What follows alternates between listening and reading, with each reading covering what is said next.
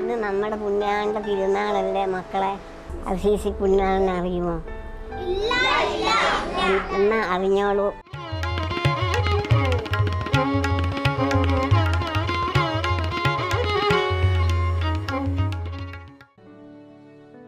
ലോകരക്ഷകനായ യേശുക്രിസ്തുവിനെ സർവാത്മന അനുകരിച്ച രണ്ടാം ക്രിസ്തു എന്നറിയപ്പെടുന്ന വിശുദ്ധ ഫ്രാൻസിസ്, പുൽത്തൊട്ടിയിൽ ജന്മമെടുത്തവൻ, പഞ്ചക്ഷതങ്ങളുടെ അത്ഭുത മുദ്ര സ്വീകരിച്ചവൻ. യൂറോപ്പിൽ ഇറ്റലിയിലെ പ്രകൃതിരമണീയമായ അസീസി പട്ടണത്തിൽ 1182 സെപ്റ്റംബർ 26 ധനാഢ്യരായ പീറ്റർ ബെർണാദിൻ്റെയും പിക്കായുടെയും മകനായി ഫ്രാൻസിസ് ജനിച്ചു. പൗരപ്രമുഖനായ പിതാവിൻ്റെ ഇഷ്ടപുത്രനായി ആഡംബര ജീവിതം നയിച്ച ഫ്രാൻസിസ് അദ്ദേഹത്തിൻ്റെ വ്യാപാര രംഗത്ത് പേരും പെരുമയും നേടി. പാവങ്ങളെയും വേദനിക്കുന്നവരെയും ആശ്വസിപ്പിക്കുവാൻ ഫ്രാൻസിസ് അതീവ താൽപ്പര്യം കാണിക്കുകയും ഇക്കാര്യത്തിൽ അമ്മയുടെ പ്രോത്സാഹനം ആവോളം ലഭിക്കുകയും ചെയ്തു. 25 വയസ്സുവരെ ലൗകിക ജീവിതം നയിച്ചിരുന്ന ഫ്രാൻസിസിന് പല ഘട്ടങ്ങളിലായി ആത്മീയ ജീവിതത്തിലേക്കുള്ള വിളി ദർശനങ്ങളിലൂടെ ലഭിക്കുകയുണ്ടായി. ഉടുവസ്ത്രം പോലും ഉപേക്ഷിച്ച് ഫ്രാൻസിസ് വീട് വിട്ടിറങ്ങി. തൻ്റെ ജന്മനാടിനുണ്ടായ യുദ്ധപരാജയവും തന്നെപ്പറ്റി എല്ലാവരും പ്രതീക്ഷിച്ചിരുന്ന മാടമ്പി സ്ഥാനവും ഉപേക്ഷിച്ച് ഈശോയ്ക്ക് വേണ്ടി ജീവിക്കുവാൻ ഫ്രാൻസിസ് തീരുമാനിച്ചു. ഈ ലോകസുഖങ്ങളും സ്ഥാനമാനങ്ങളും വെറും മായയാണെന്നും ദൈവ തിരുമനസ് നിറവേറ്റുകയാണ് വേണ്ടതെന്നും ദർശനത്തിലൂടെ ഫ്രാൻസിസ് മനസ്സിലാക്കി. തകർന്നു കിടന്ന സാൻ ദാമിയാനോ ദേവാലയം പുതുക്കി പണിയണമെന്ന സന്ദേശം ഒരു നാൾ ക്രൂശിത രൂപത്തിന് മുമ്പിലുള്ള പ്രാർത്ഥനാവേളയിൽ ദർശനത്തിലൂടെ ഫ്രാൻസിസിന് ലഭിക്കുകയും അതിനുവേണ്ട ധനസമ്പാദനത്തിനായി ഭാരവണ്ടി വലിക്കുക, പിച്ച തെണ്ടുക തുടങ്ങി എന്തു ജോലിയും സന്തോഷത്തോട് ചെയ്യുകയും ചെയ്തു. ഒരു കാലത്ത് കുഷ്ഠരോഗികളെ വെറുത്തിരുന്ന ഫ്രാൻസിസ് അവരെ ശുശ്രൂഷിക്കുന്ന ദൗത്യം ഏറ്റെടുത്തു. ഒരു നാൾ കുതിരപ്പുറത്ത് യാത്ര ചെയ്തുകൊണ്ടിരുന്നപ്പോൾ വിശാലമായ മൈതാനത്ത് തനിച്ച് ഒരു ക്ഷീണിതനായ കുഷ്ഠരോഗിയെ കണ്ടു. കടന്നുപോയെങ്കിലും തൻ്റെ പ്രതിജ്ഞയെ കരുതി തിരിച്ചുവന്ന് കുഷ്ഠരോഗിയെ ആലിംഗനം ചെയ്ത് ചുംബിച്ചു.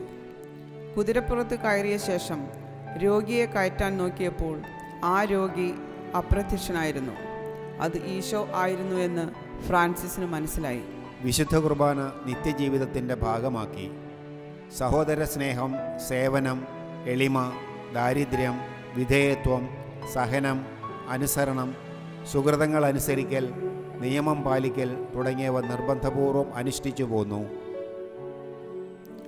ദാരിദ്ര്യപ്രേമിയായ ഫ്രാൻസിസ് ദാരിദ്ര്യത്തെ തൻ്റെ മണവാട്ടിയായി സ്വീകരിച്ചു. അന്നന്നേക്ക് വേണ്ട ആഹാരം എല്ലാ ദിവസവും ഭിക്ഷയാചിച്ച് സമ്പാദിക്കണം എന്ന് ഫ്രാൻസിസിന് നിർബന്ധമായിരുന്നു. അപ്രകാരം പ്രവർത്തിക്കുവാൻ ഫ്രാൻസിസ് തൻ്റെ സഹപ്രവർത്തകർക്ക് നിർദ്ദേശം നൽകി.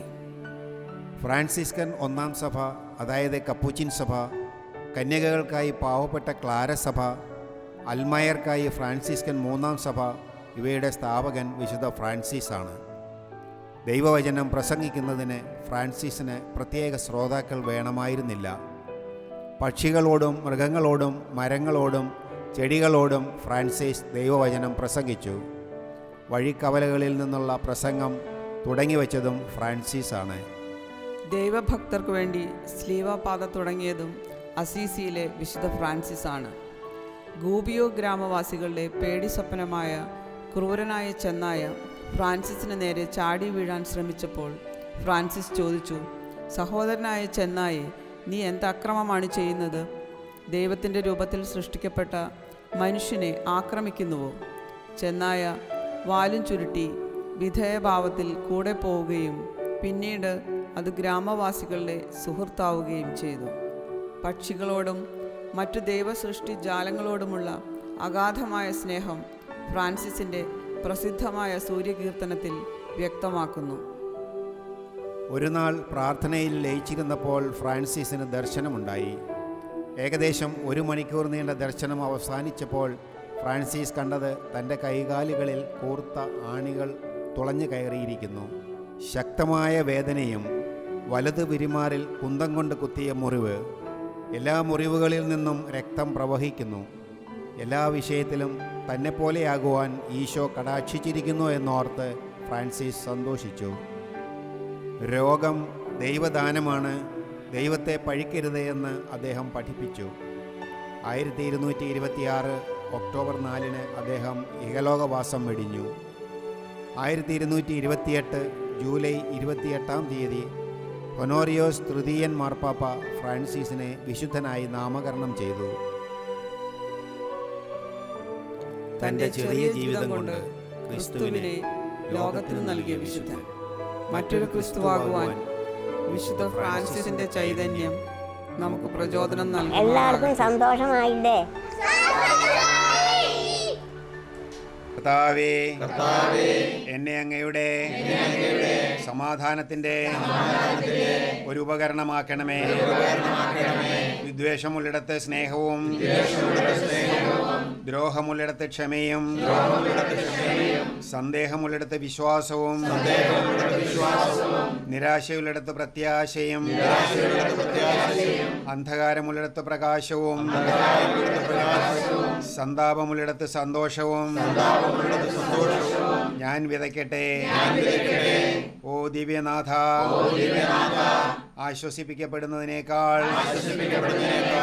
ആശ്വസിപ്പിക്കുന്നതിനും മനസ്സിലാക്കപ്പെടുന്നതിനേക്കാൾ മനസ്സിലാക്കുന്നതിനും സ്നേഹിക്കപ്പെടുന്നതിനേക്കാൾ സ്നേഹിക്കുന്നതിനും എനിക്കിടയാക്കണമേ. എന്തെന്നാൽ കൊടുക്കുമ്പോഴാണ് ഞങ്ങൾക്ക് ലഭിക്കുന്നത്, ക്ഷമിക്കുമ്പോഴാണ് ഞങ്ങൾ ക്ഷമിക്കപ്പെടുന്നത്, മരിക്കുമ്പോഴാണ് ഞങ്ങൾ നിത്യജീവിതത്തിലേക്ക് ജനിക്കുന്നത്. ആമേൻ.